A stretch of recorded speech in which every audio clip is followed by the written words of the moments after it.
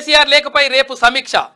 ఆయన లేవనెత్తిన అభ్యంతరాలు పరిశీలిస్తాం, వాస్తవాలు ఏమిటో తేలుస్తాం. ఇగో ఇందులో గుర్తుపెట్టుకోవాలి, మనం వాస్తవాలు ఏంటో తేలుస్తామని చెప్తా ఉన్నాడు ఆయన. ఎవరు? ఆ commission chairman justice L Narasimha Reddy గారు. BHEL ప్రతినిధులను వివరాలు అడుగుతాం, ఎవరికైనా తమ అభిప్రాయాలు చెప్పే స్వేచ్ఛ ఉంది. విద్యుత్ ఒప్పందాల్లో జరిగిన పరిణామాలే నేను మీడియాకు చెప్పిన. నా వద్దకు లెటర్ రాకముందే మీడియాకు కేసీఆర్ రిలీజ్ చేసిన. చూసినావా? కేసీఆర్ ఏం చేస్తారంటే యాక్చువల్గా ఇప్పుడు ఎవరికి కమిషన్ చైర్మన్కి లెటర్ పంపించాలని అంటే నిజంగా పంపించిన తర్వాత ఆ తర్వాత ఎవరికి మీడియాకు కానీ తర్వాత బయట వాళ్ళకి కానీ చెప్పాలి. కానీ ఫస్టే మీడియాకు రిలీజ్ చేసి ఆ తర్వాత మళ్ళీ నాకు ఎవరు కమిషన్ చైర్మన్కి లెటర్ ఇచ్చినట్టుగా ఇదంతా కథ చేసిండు. తర్వాత ఇంకొకటి ఏంటంటే అయితే ఆ నలుగురు కథలో కూడా ఏది అక్కడ ఫామ్ హౌస్ కథలో కూడా నీకు అద్భుతం చెప్పేస్తా, మీరందరూ కూడా ఏది విలేకరులకు భోజనాలు పెట్టండి.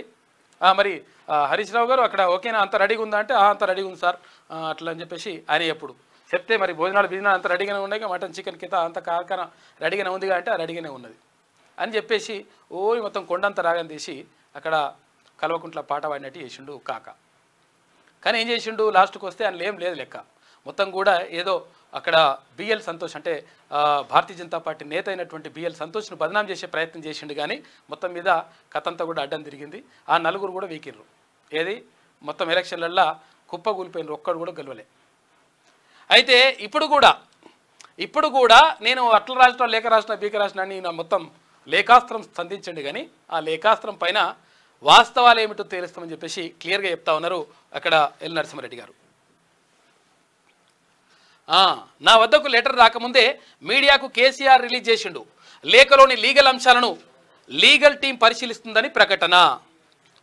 కేసీఆర్ పంపిన లెటర్పై మంగళవారం సమీక్షించి విశ్లేషణ జరుపుతామని, దానికి తగ్గట్టుగానే తదుపరి చర్యలు ఉంటాయని power commission chairman justice L Narasimha Reddy స్పష్టం చేశారు.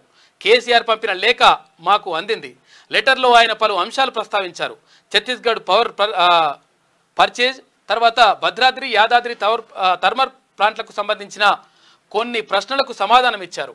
అయితే కేసీఆర్ చెప్పిన విషయాలను నిపుణుల కమిటీతో చర్చించాల్సి ఉంది. ఎవరికైనా తమ అభిప్రాయాలు చెప్పే స్వేచ్ఛ నిస్సందేహంగా ఉంటుంది అని చెప్పేసి ఇట్లా హుందాగా ఉండే వ్యక్తులు ఇట్లా చెప్తారు. ఎవరికైనా తమ అభిప్రాయాలు చెప్పే స్వేచ్ఛ నిస్సందేహంగా ఉంటుంది. కేసీఆర్ లేవనెత్తిన అభ్యంతరాలను పరిశీలిస్తాం. ఎవరి అభ్యంతరాలు వారికి ఉండడం సహజం. అయితే కేసీఆర్ చెప్పిన వివరాలు వాస్తవాలు సరిపోర్చాలి. చూసినావా? కేసీఆర్ చెప్పినటువంటి వివరాలు తర్వాత వాస్తవాలు సరిపోల్చాల్సి ఉంది. సరిపోలిస్తే కథ తేలిపోతుంది ఇక్కడ అని అర్థమవుతుంది. ఇక వాస్తవాలు ఏమిటనే దానిపై BHEL ప్రతినిధులను కూడా వివరాలు అడుగుతామని చెప్పేసి ఆయన చెప్పిండు. ఇన్ననే అర్థమైపోవాలి. BHEL ప్రతినిధులు పిలిస్తే మొత్తం కథ అంతా బయట పడుతుంది. లెక్క ఏం కథ చేసిండు ఏం కథ అనేది లెక్క బయట పడుతుంది. కాక నేను అట్లా చేసిన ఇట్లా చేసిన సూపర్ హిట్. ఇప్పుడు నువ్వు నిజంగా ఒకవేళ పవర్ లేదనుకుందాం, ఇక్కడ కరెంటు కొరత ఉందనుకుందాం, ఉంటే నువ్వు ఇష్టం వచ్చినట్టుగా ఆగమేఘాల మీద పోయి ఇష్టం వచ్చినట్టు రేటుకు నీ పైసలు ఇంట్లోకి వెళ్ళి పెడుతున్నావు. ఏమన్నా పబ్లిక్ పైసలు అవి. పబ్లిక్ పైసల్ని వేల కోట్ల రూపాయలు ఎక్కువ పెట్టి కొనుగోలు చేస్తేందుకు నువ్వెవరు?